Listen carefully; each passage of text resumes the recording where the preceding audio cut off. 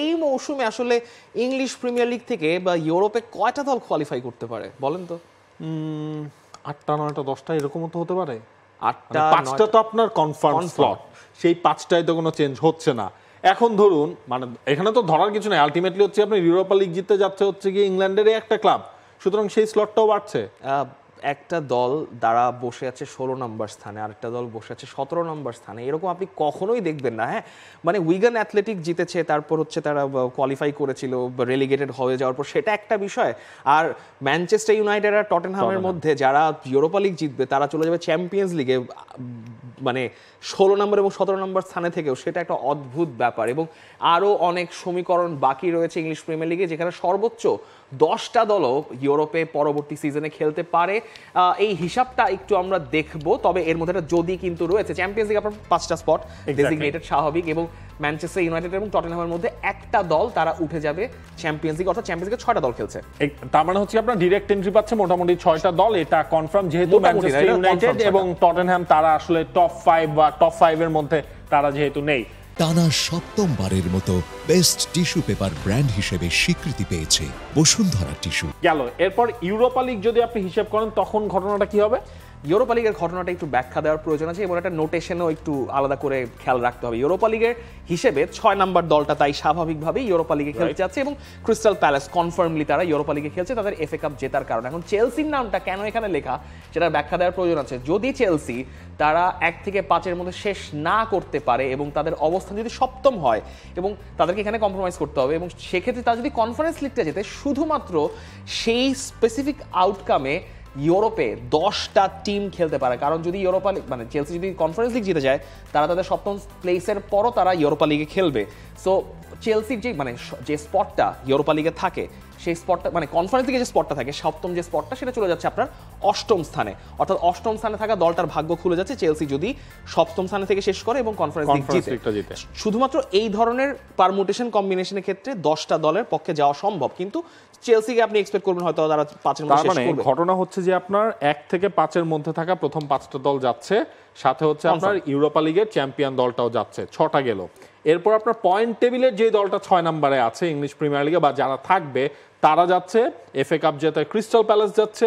চেলসিকে আমরা ধরে রাখতে পারি কারণ চেলসির এখনো যে অবস্থান, তারা ধরুন হচ্ছে কনফারেন্স লিগও যদি তারা হারে, ধরলাম তারা হেরে গেল, ওভারঅল পয়েন্ট টেবিলে তো তারা হচ্ছে 8-এর মধ্যে থাকবে বা 7-এর মধ্যে তো পয়েন্ট টেবিলে তারা 7-এর নিচে নামতে পারবে না। 7-এর মধ্যে প্রিমিয়ার লিগে একটা পারমুটেশন কম্বিনেশন করা হয়েছে, সেটাতে আর্সেনাল সর্বনিম্ন 6ষ্ঠ স্থানে থেকে শেষ করতে পারবে, এবং ওই যে 2 থেকে থাকা 7 পর্যন্ত যে দলগুলো তার মধ্যে খুব বেশি একটা নিচে নামার সুযোগ নাই, কারণ একটা পয়েন্টের গ্যাপ রয়েছে। কারণ আমরা একটু পয়েন্ট টেবিলটাও দেখে নিতে পারি, তাহলে হচ্ছে মোটামুটি ক্লিয়ার হয়ে যাবে যে কোন দল কত পয়েন্ট পর্যন্ত অর্জন করতে পারবে। চেলসির পক্ষে মানে আর্সেনালের পক্ষে সর্বোচ্চ অর্জন করা সম্ভব হচ্ছে আপনার 74 পয়েন্ট। হ্যাঁ, যেহেতু তার 2টা ম্যাচ বাকি রয়েছে, এবং সেটা অবশ্য নিউ কাসেলের সঙ্গে আজকের ম্যাচটা নিউ কাসেলও 74 পয়েন্ট পর্যন্ত অর্জন করতে পারবে, অর্থাৎ আর্সেনাল নিউ কাসেল, এবং একই সঙ্গে নিউ কাসেল 72 পয়েন্ট পর্যন্ত পারবে। 72 পয়েন্ট পর্যন্ত পারবে, 72 পয়েন্ট পর্যন্ত পারবে। হ্যাঁ, 66 পয়েন্ট যেহেতু নিউ কাসেলের রয়েছে এবং 72 পয়েন্ট পর্যন্ত পারবে। ওই যে চেলসি যার কথা আমরা বলছিলাম, চেলসির হিসাবটা যদি আপনি করেন 66, চেলসির হাতে ম্যাচ বাকি রয়েছে আর মাত্র একটা। 7 নম্বরে থাকা নটিংহ্যাম ফরেস্ট, তারা চেলসির চেয়ে 4 পয়েন্টে পিছিয়ে, কিন্তু নটিংহ্যামের কাছে ম্যাচ রয়েছে কিন্তু 2টা। এবং খুবই ক্রুশালি নটিংহ্যাম এবং চেলসির ম্যাচ হচ্ছে শেষ ম্যাচ ডেতে, অর্থাৎ ওখান থেকে একটা আউটকাম এসে যাবে যে কোন দলটা ইউরোপের কোন স্টেজে খেলবে।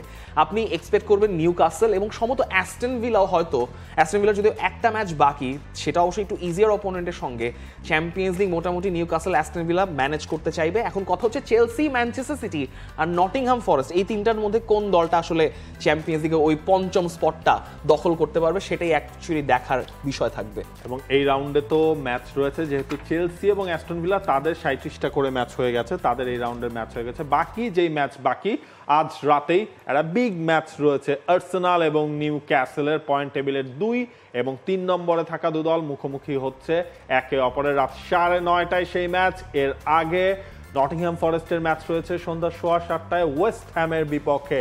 আর্সেনাল নিউ ক্যাসেল, মানে নিউ ক্যাসেল তো একটা কুফা আর্সেনালের কাছে এই সিজনে। 3বার আপনি খেলছেন, 3বারই আপনি নিউ ক্যাসেলের কাছে হেরেছেন। লিগ কাপের সেমিফাইনাল 2টা, এবং আলটিমেটলি যে আপনার প্রিমিয়ার লিগের প্রথম দেখাতেও আপনি হেরেছেন। আর্সেনালের এখন যে ধরনের মোটিভেশন দলটার রয়েছে মোটামুটি they have a full fit squad মোটামুটি। খালি মিকেল মেরিনো রেড কার্ডের জন্য খেলতে পারছেন না, রেড কার্ডের জন্য খেলতে পারবেন না, কিন্তু এই নিউকাসলকে সামলানো Emirates is not easy, because last সিজনের লাস্টের দিকে আপনি একটা বুস্ট আপ এমনিতেই দিবেন, কারণ আর্সেনাল মোটামুটি চ্যাম্পিয়ন্স লিগ খেলবে, এটা আপনি ধরে নিতে পারেন যে Arsenal will qualify for champions league. Arsenal তেমন কিছু পাওয়ার নেই, কিন্তু নিউকাসল তারা এখনও যেহেতু কনফার্ম নয়, 2টা পয়েন্টের গ্যাপ রয়েছে আর্সেনালের সঙ্গে, সেটা তারা খুব দ্রুত অ্যামেন্ড করতে চাইবে। নিউকাসলের জন্য আসলে কিন্তু মানে ইউরোপ কনফার্ম, মানে অ্যাটলিস্ট তারা কনফারেন্স লিগ খেলবে, কিন্তু I think Newcastle will qualify for champions league. এবং এই ম্যাচে এমিরেটসে হওয়া সত্ত্বেও আর্সেনালের চাইতে নিউকাসলকে আমি একটু ফেভারিট হিসেবে আগিয়ে রাখবো, কারণ হচ্ছে তাদের রিসেন্ট ফর্ম এবং রান অফ ফর্মে ইজাক যেভাবে ফর্মে রয়েছেন সেটা ইজাক সবাই, গর্ডন, মার্ফি, ইভেন মার্ফিও ফর্মে রয়েছেন। সো সবকিছু মিলে নিউকাসল আর্সেনাল ম্যাচটা আপনি অবশ্যই দেখতে চাইবেন। অন্যদিকে নটিংহাম ফরেস্টের জন্য ম্যাচটা ইম্পর্টেন্ট, কারণ তারা যদি একটু লিপ ফ্রক করতে চায়, অন্তত ম্যানচেস্টার সিটিকে ছাড়িয়ে যেতে চায়, সিটির ম্যাচে যেতে একটু পরে, সো নটিংহামের জন্য ম্যাচটা জরুরি, কারণ তাদের একটু ফর্মের একটু ডাউন টার্ন রয়েছে। ব্রেনফোর্ডের ম্যাচটাও ইম্পর্টেন্ট, কারণ ব্রেনফোর্ড যে কনফারেন্স লিগের স্পটটার জন্য কিন্তু বেসিক্যালি ফাইট করবে। ইউরোপা লিগের স্পটও পেয়ে গেলেও পেয়ে যেতে পারে, বলা যায় না, কারণ না ইউরোপা লিগের স্পটটা তারা পাবে না, কারণ পার্থক্য অনেক বেশি রয়েছে। আর এভারটনের শেষ ম্যাচ গুডিসন পার্কে, সো তাদের জন্য একটা sentimental match.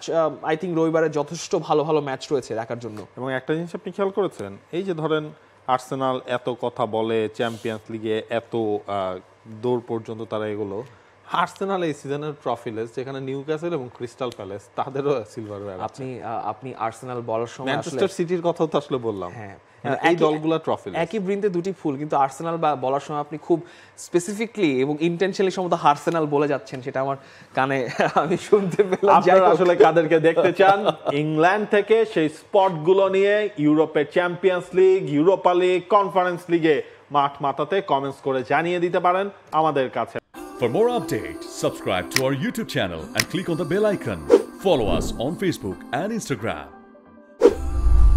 Download T-Sports app to enjoy exciting games and highlights. Visit tsports.com.